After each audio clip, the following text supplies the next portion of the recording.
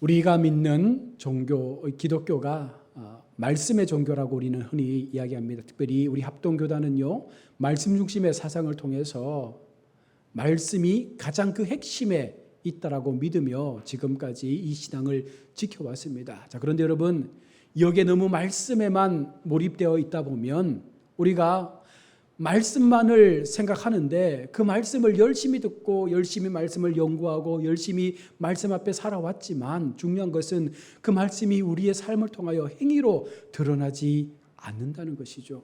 말씀이 있으면 그 말씀에 따른 행위가 같이 동반되어야 이것이 진짜 믿음임에도 불구하고 그냥 말씀으로만 끝나버리면 어떠한 변화도 우리에게는 나타나지 않는 것입니다. 따라서 말씀의 종교이긴 하지만 분명한 실천이 우리의 삶의 자리에서 같이 따라와야 한다는 것입니다.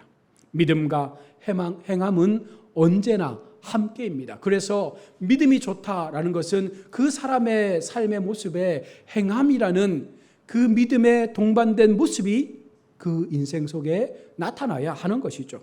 행동하는 믿음이 결국 우리를 더욱더 하나님의 백성으로 살아갈 수 있도록 하는 그 정당성을 더 강하게 보여줄 수 있기 때문입니다. 말만 많은 성도 의미 없습니다. 아무리 성경적 지식이 많아도 그 성경의 말씀에 행함이 따르지 못하면 그것은 죽은 믿음이라고 분명하게 성경은 말씀을 하고 있습니다. 그러기에 여러분, 우리가 구원받고 하나님의 백성의 삶을 살아갈 때에 반드시 우리는 그 말씀과 함께하는 행동하는 믿음의 모습이 나타나야 합니다.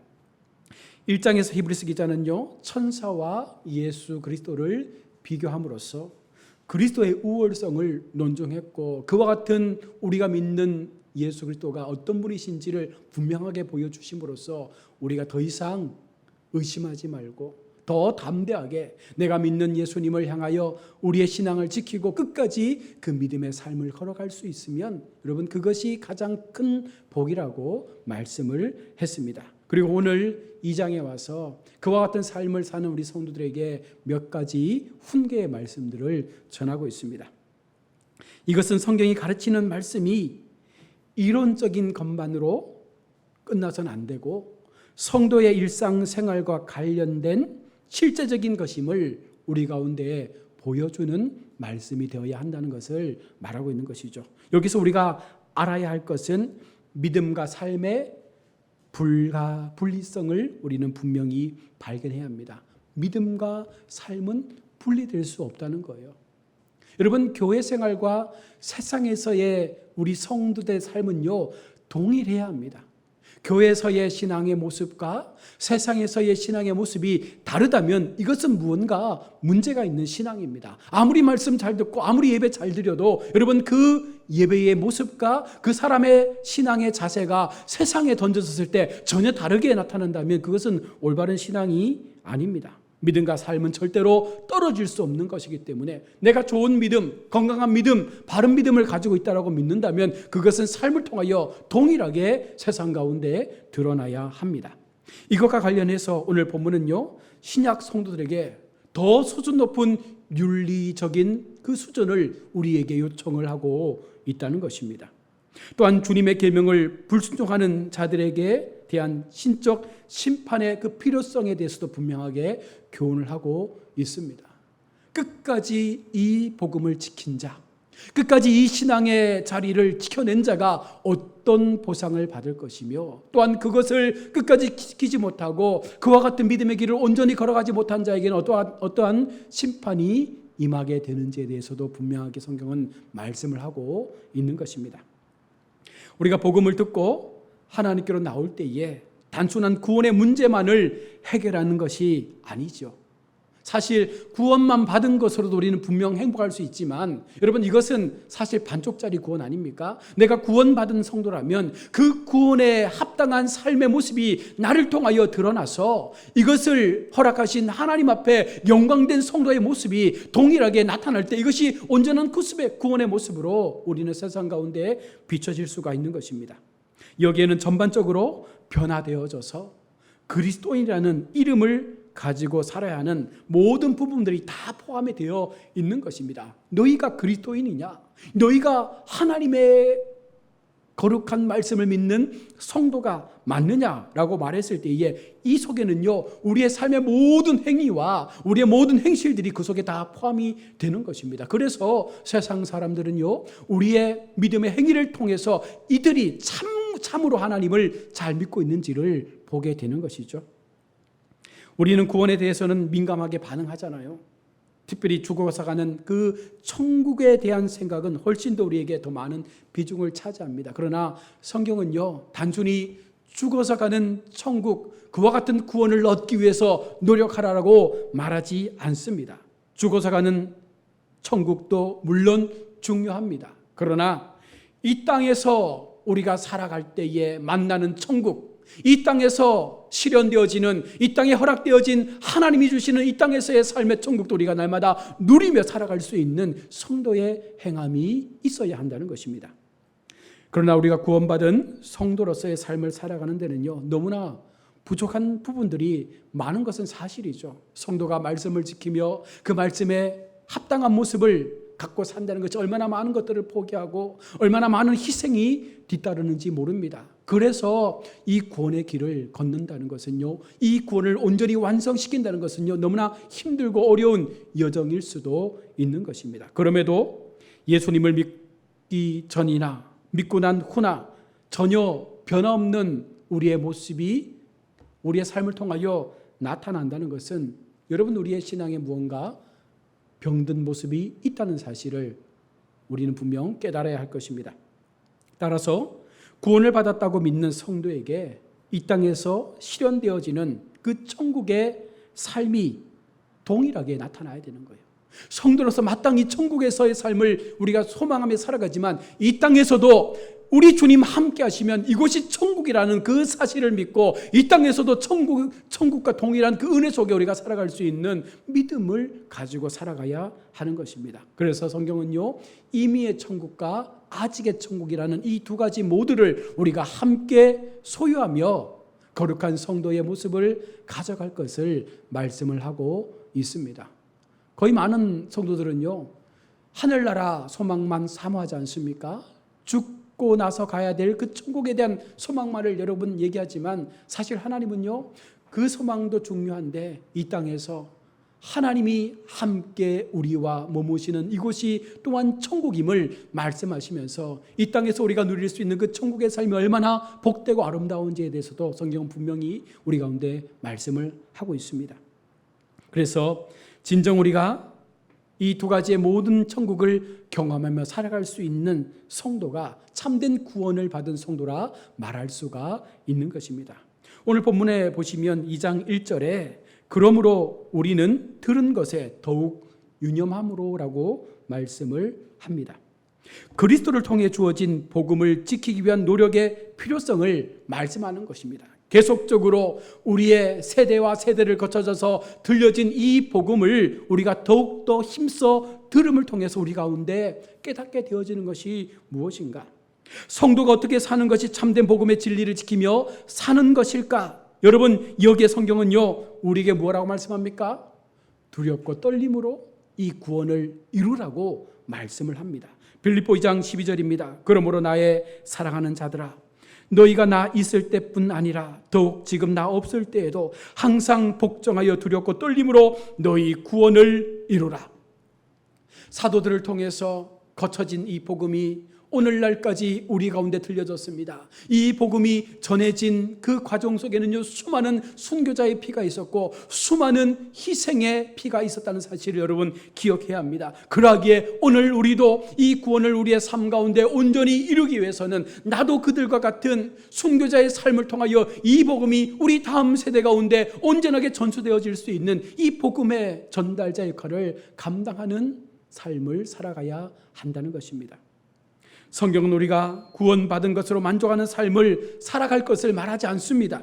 구원받은 성도라면 내게 주신 이 구원이 온전히 나의 삶을 통하여 이루어지도록 항상 복종하고 항상 두렵고 떨림으로 이 구원을 이루어갈 것을 말씀하는 것입니다. 말씀에 복종하는 삶은 결국은 나의 삶을 통하여 이 구원이 더 많은 사람들에게 온전하게 전하여질 수 있는 복음으로 증거될 수 있을 때, 나타날 수 있을 때 여러분 그 속에 더 거룩한 은혜가 임하게 되는 것입니다.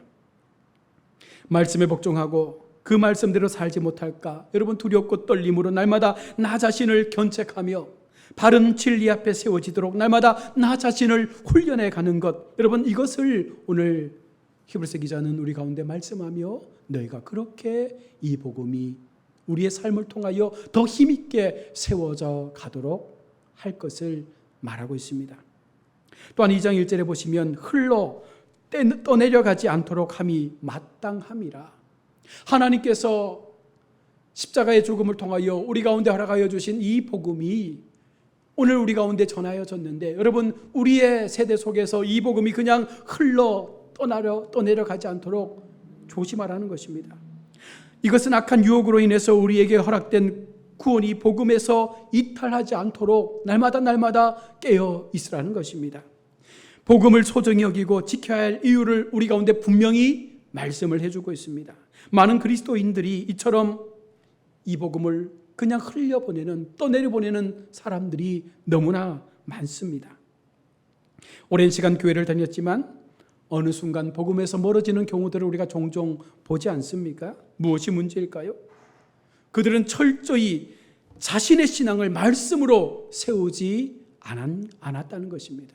하나님의 말씀이 임하면 그 말씀을 통하여 나의 삶이 변화되어지고 나의 변화된 삶을 통하여 우리의 삶의 행위의 변화들이 나타날 때에 수많은 사람들은 우리의 변화된 모습을 통해서 하나님을 보게 되는데 우리가 전혀 그런 모습들을 보여주지 못하게 되는 거죠. 그러니 오히려 우리를 통해서 하나님의 이름이 모욕을 받게 되고 우리의 잘못된 행동을 통하여 오히려 기독교가 욕을 먹게 되는 것입니다. 오늘 본문에서 우리는요, 하나님의 신실한 종으로서 복음의 진리와 그 지시에 귀를 기울이고 묵상할 뿐만 아니라 이것을 삶으로 옮겨야 한다는 것입니다. 이것을 우리가 날마다 깨닫고 복음에 합당한 성도의 삶을 살아가야 한다는 이 사명 앞에 우리가 철저하게 준비되어야 한다는 것을 말씀하고 있습니다. 성도는 그냥 구원만을 이루기 위해서 세워진 것이 아니잖아요. 하나님께서 우리를 먼저 불러주신 이유가 무엇이겠습니까? 바로 우리를 통해서 이 복음이 또 다른 믿지 않는 사람들에게 전달되어지고 그들도 나와 같은 자리에 세워지기까지 우리가 하나님의 복음에 합당한 삶을 살아내므로 우리의 행함과 우리의 믿음의 그 행위를 통해서 하나님의 영광이 드러나도록 해야 한다는 것입니다. 그러면 주님은요, 우리에게 그에 따르는 보응을 주시는데 2장 2절은 그 보응을 공정한 보응이라 이렇게 말씀을 표현하고 있습니다. 천사들을 통하여 하신 말씀이 견고하게 되어 모든 범죄함과 순종하지 아니함이 공정한 보응을 받았거든. 구약을 통해 이어진 이 모든 말씀이 하나님의 권위를 가지고 있다라는 전제를 우리 가운데 말씀하면서 이 말씀이 여전히 오늘 신약을 사는 우리에게 동일하게 구약의 말씀과 같은 맥락 속에서 우리 가운데 전달되어져 왔고 이 말씀은 여전히 힘이 있다는 말씀입니다. 따라서 공정한 보응이란 죄인들에게 가해지는 엄중한 징벌도 결코 그들이 지은 죄보다 무겁지 않으며 순종하는 자에게는 그 상급이 순종에 대해 결코 작지 않다는 것을 분명하게 보여주는 거예요. 우리가 성도로서 인생을 살아가면서 하나님의 복음 앞에 우리의 삶을 내어드릴 때에 우리가 얼마나 순종하며 살았는가에 따라서 그 순종의 가치만큼 하나님은 반드시 하나님의 보응으로 우리를 세워 가실 것을 말씀하고 있습니다. 이 모든 것은요, 무엇입니까? 내가 행한 대로, 내가 복음에 합당한 삶을 살아간 그 행위의 모습대로 하나님은 갚으시고 보응하시겠다 말씀을 하고 있는 것입니다. 그러하기에 순종의 상급도 있지만 그렇지 못한 불순종에 대한 심판에 대한 보응도 반드시 우리 가운데 따라오게 되는 것입니다. 2장 3절에 우리가 이 같은 큰 구원을 등한히 여기면 어찌 그 보응을 피하리요. 복음은 하나님의 아들이신 그리스도에 의해 주어진 구원의 약속이기 때문에 이것을 소홀히 여기면 천사를 통해 주어진 이 율법을 범하는 것보다 더 큰 징계가 있다는 것을 우리 가운데 너무나 명확하게 보여주고 있는 말씀입니다. 결국 이것은 하나님의 귀한 은혜를 무가치한 것으로 여기는 행동이 우리 가운데 나타나서는 안 된다라고 말씀하는 것이죠. 또한 구원 계시의 전달자이신 그리스도를 무시해서는 안 된다라고 말씀하고 있습니다. 그러므로 우리는 구원을 무시하는 자들은 이미 정죄 아래 놓여 있다는 것이죠. 그 징벌은 심히 두려운 것임을 기억해야 한다는 것입니다. 얼마나 그것이 엄중한 경고인지를 우리는 분명 기억해야 합니다. 요한복음 3장 18절에 그를 믿는 자는 심판을 받지 아니하는 것이요 믿지 아니하는 자는 하나님의 독생자 이름을 믿지 아니함으로 벌써 심판을 받은 것이니라. 믿는 우리 바른 행함의 믿음을 통하여 거룩하게 경건하게 온전하게 믿음을 지킨 자들에게는요 심판은 결코 임하지 않습니다. 그러나 어중간하게 우리의 믿음의 모습들이 드러나지 않고 오히려 그 믿음이 훼손되어지고 믿지 않는 모습으로 나아간다면 그들은 이미 벌써 심판을 받은 자들이라고 말씀을 하고 있습니다. 여러분, 하나님이 우리에게 주신 이 구원이 그만큼 강한 능력을 갖고 있으며 그 능력을 받은 우리가 바르게 살아가지 못할 때 그에 따르는 책임도 너무나 막중하게 우리 가운데 묻고 있다는 사실을 기억하며 우리는 우리의 신앙을 지켜가야 합니다. 또한 2장 3절에서 이 구원은 처음에 주로 말씀하신 바요. 성경이 말씀하신 구원의 시작이 언제라고 말씀합니까? 구원의 계시가 구약의 계시로부터 시작되었음을 말씀을 합니다. 그리스도를 통해서 지금 우리 가운데 여전히 전해지고 있지만 여러분 근본적으로 그 기원이 하나님이 되심을 말씀하는 거예요. 처음 창조에서부터 하나님의 이 구원의 약속은요 우리 가운데 주어졌고 결국은 신약에 와서 예수 그리스도를 통하여 온전하게 우리 가운데 완성되어 전달되어 왔음을 말합니다. 그러므로 신약의 계시가 그 큰 구원이 되는 첫째 이유가 된다라고 우리에게 말씀을 하는 것입니다. 그래서 2장 3절에 들은 자들이 우리에게 확증한 바니 사도들이 그리스도의 말씀을 들은 그대로 그들은 확신 있게 이 말씀을 전했다는 것입니다. 우리는 여기서 전도자는요 복음의 본질이 훼손되지 않도록 듣고 본 것을 숨김없이 온전하게 전해야 한다는 것을 기억해야 합니다. 나의 입맛대로 내 생각대로 이 복음을 전하는 것이 아닙니다. 내가 들은 그 말씀 그대로 내게 들려주신 그 복음의 핵심 그대로 우리는 이 말씀이 전달되어질 수 있도록 우리는 이 복음의 사명을 감당해야 하는 것입니다. 한편 본문에서 우리에게라는 이 말씀은요 히브리서 기자가 복음을 그리스도로부터 직접 들은 것이 아닌 2차적으로 들은 사람이며 주님의 직접 직계 제자가 아님을 암시해 주는 말씀이지만 여러분 결국 우리도 그와 같은 모습이잖아요. 이 복음을 들었습니다. 우리는 누구에게 들었습니까? 예수님에게 직접 들었습니까? 아닙니다. 누군가 먼저 믿었던 전도자를 통해서 이 복음을 들었고 그 계시가 우리 가운데 전달되어져 왔을 때 어느 순간 우리가 하나님의 말씀 앞에서 우리 자아가 깨어지는 모습을 발견했던 것처럼 우리가 그리스도를 통해서 직접적으로 이 복음을 들은 것은 아니지만 성경을 통해서 전도자를 통해서 들은 이 복음이 이젠 우리를 통해서 또 다른 누군가에게 전달되어져 가야 하는 것입니다. 그리고 그 믿음의 사건들을 통해서 더 많은 생명들이 하나님의 복음 앞에 그들의 삶의 자유를 찾도록 도와줘야 하는 것이죠. 이 말씀은 이제는 내가 전도자의 삶을 살아가야 한다는 것입니다. 그럼 직접적으로 그리스도를 통해 듣지 않은 복음이 어떻게 진짜임을 확신할 수 있을까요? 단순히 전도자를 통해서 들은 사람의 말일 뿐인데 이것이 어떻게 하나님의 말씀이라 우리가 믿을 수 있겠습니까? 2장 4절입니다. 하나님도 함께 확증하셨느니라. 하나님께서 당신의 복음의 신실성을 보증하기 위해서 성령의 역사를 동원하셨고 그 성령의 능력을 통해서 이 복음이 비록 전도자를 통해서 증거되어지는 복음이지만 이 복음이 하나님의 말씀이심을 분명하게 우리 가운데 증거하고 있는 것입니다. 여러 가지 능력은 초월적인 강력한 그 역사의 힘을 발휘하는 능력을 말씀하는 것입니다. 성령이 나누어 주신 것은 성도 각자에게 필요한 하나님의 은사를 말씀하는 것이죠. 우리는 여기서 인간에게 구원을 베푸시는 하나님의 놀라운 그 사랑과 그 뜻을 쫓아 활동한 사도들의 열심과 더 나아가 이에 대한 우리의 합당한 반응의 필요성을 깨닫고 살아가야 하는 것입니다. 성도를 향한 하나님의 뜻은요, 우리의 믿음 위에 확고히 서게 하시고 우리의 소망을 굳게 하시려는 것입니다. 그래서 하나님께서 우리에게 율법을 주실 때 표징과 함께 놀라운 일들을 행하신 것처럼 여러분 복음을 증거하실 때 더 크고 놀라운 기적들이 우리 삶 가운데 나타나게 될 것임을 또한 말씀을 하고 있는 것입니다.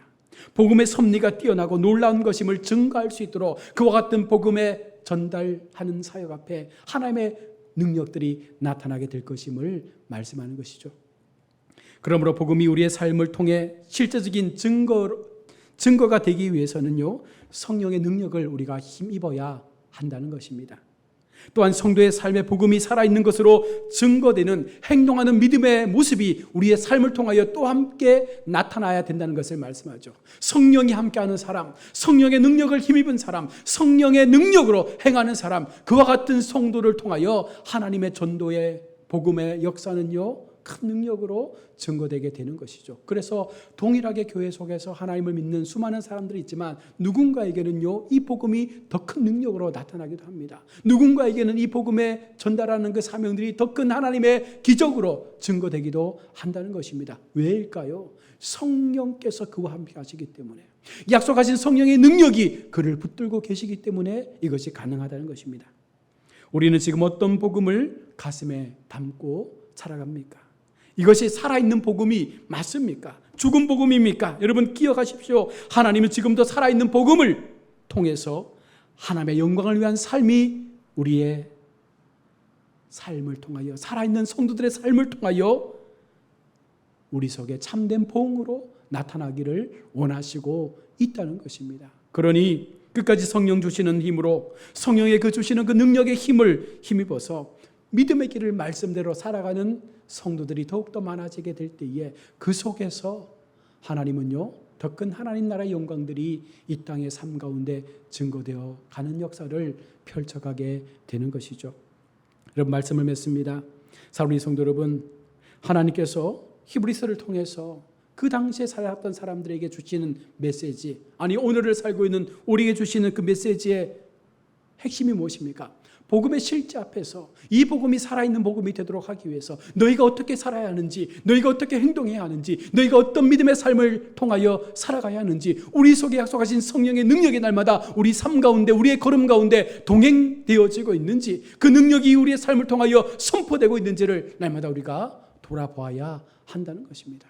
성령 없는 예배, 성령 없는 전도자, 성령의 능력 없는 우리의 모든 행함들은요, 결코 의미가 없는 것입니다. 여러분, 하나님은요, 날마다 사랑하는 주의 성도들을 통하여 성령의 능력을 힘있게 하시고 이 복음이 계속적으로 세대를 거쳐서 흘러가도록, 그 복음이 전달되어 가도록 여전히 일하시고 함께하고 있다는 사실을 우리가 분명 믿는다면 다시 한번 나의 믿음의 모습들을 돌아보시고 나의 행위의 삶을 돌아보시고 과연 나는 말씀대로 살아가고 있는 삶의 행위가 증거되고 있는지, 참된 복음의 실제 앞에서 내 삶이 하나님 앞에 이것이 영광을 올려드릴 수 있는 삶의 모습이 맞는지를 다시 한번 돌아보시면서 이 한 주간도 하나님 앞에 끝까지 나의 행위 있는, 나의 행동하는 이 신앙의 모습을 통하여 하나님만이 높임을 받는, 하나님의 복음의 영광이 선포되어지는 이 땅에서의 천국의 삶을 누릴 수 있는 우리 모든 성도님들이 다 될 수 있기를 주의 이름으로